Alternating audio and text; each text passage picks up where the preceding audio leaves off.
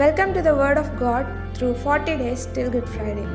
ఈరోజు దేవుడు మనతో మాట్లాడాలనుకుంటున్న వాక్యం ఏమిటంటే లూకా సువార్త 7వ అధ్యాయము 44వ వచనము.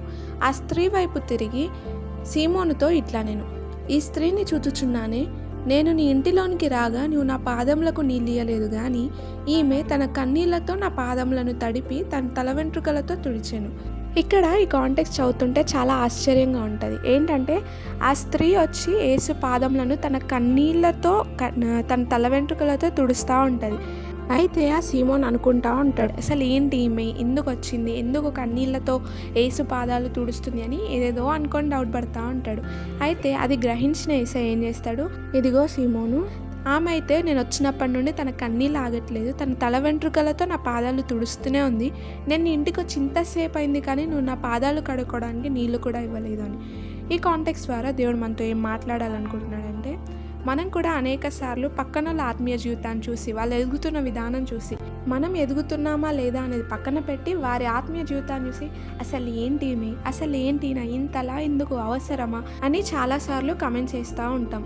ఒక్కసారి ఆలోచించుకో, నువ్వు వారి మీద కామెంట్ చేసే ముందు నీ జీవితం ఎలా ఉంది, యేసయ్యతో నీ సహవాసం ఎలా ఉంది. ఆయన పక్కన వాళ్ళ జీవితంతో నేను కంపేర్ చేయమని చూడలేదు, వారి మీద కామెంట్స్ చేయమని చెప్పలేదు.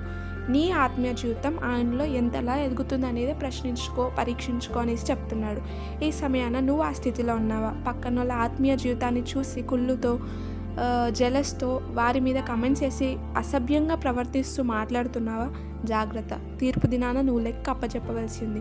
పక్కన వాళ్ళ గురించి నీకు అనవసరం. ఆత్మీయ స్థితిలో నువ్వెంతలా ఎదుగుతున్నావు అనేది అవసరం.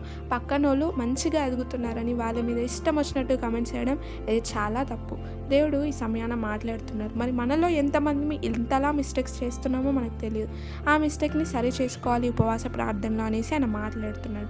ఈ ఆదివార దినాన, ఈ ఉపవాస దినాన నిన్ను నువ్వు పరీక్షించుకో, యోగ్యమైన రీతిలో బల్లలో పాలు పొందాలని ఆయన ఆశపడుతున్నాడు. ఈ వాక్యంను దేవుడు మన జీవితంలో నెరవేర్చునుగాక. ఆమేన్. ఈ దినాన దేవుడు మనల్ని హెచ్చరిస్తున్నాడు, చెప్తున్నాడు, ఆ స్త్రీ వలె ఎప్పుడూ నువ్వు కన్నీళ్లతో ప్రార్థిస్తూ ఉంటే నీ ప్రార్థనలకు ఖచ్చితంగా ప్రతిఫలం ఇస్తాను అనేసి. మరి ఎంతలా నీ ప్రార్థన జీవితం ఉందనేదే పరీక్ష.